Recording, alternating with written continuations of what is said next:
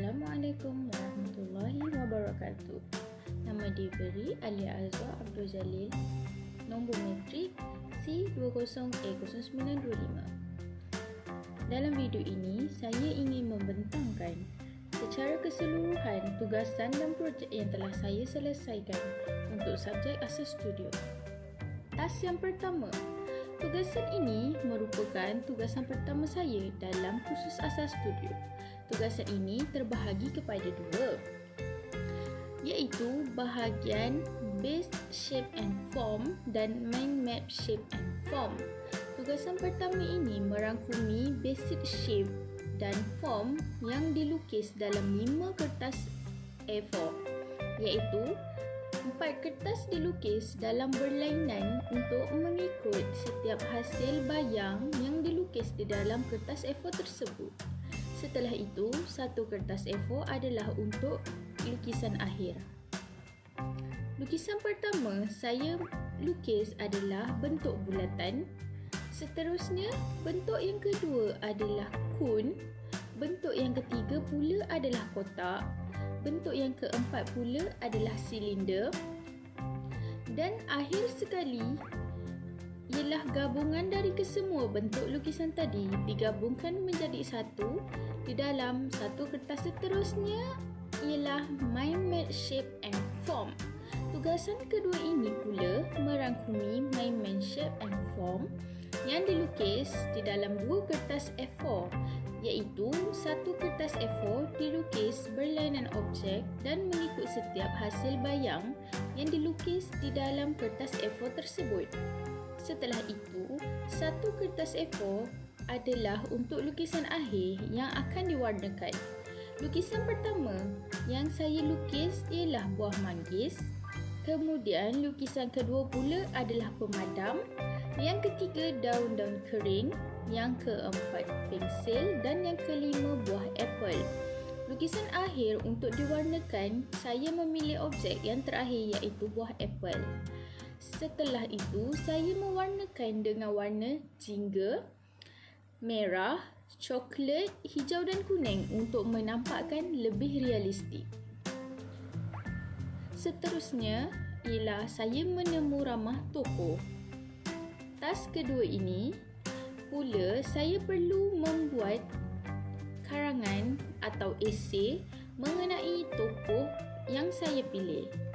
Dan tokoh yang saya pilih ialah nama diberi Mokhtar bin Hamid. Beliau berumur 44 tahun yang lahir pada tarikh 31 hari bulan 12 pada tahun 1977. Beliau juga merupakan anak kelahiran Jati Melaka.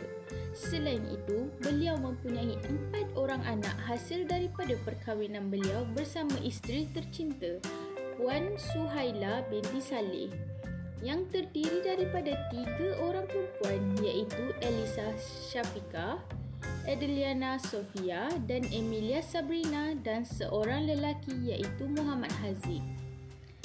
Di dalam kajian ini, saya menjalankan kajian tentang latar belakang pengusaha iaitu Encik Mokhtar telah mengusahakan kompang buatannya sendiri. Selain itu, saya membuat kajian tentang penerangan mengenai pengusaha serta proses-proses dalam pembuatan kompang. Dan tugasan yang terakhir, wire sculpture dan cardboard sculpture. Projek 1, wire sculpture.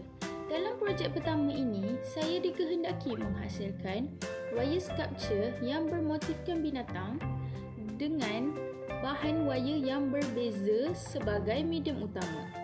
Binatang yang saya pilih ialah kuda belang.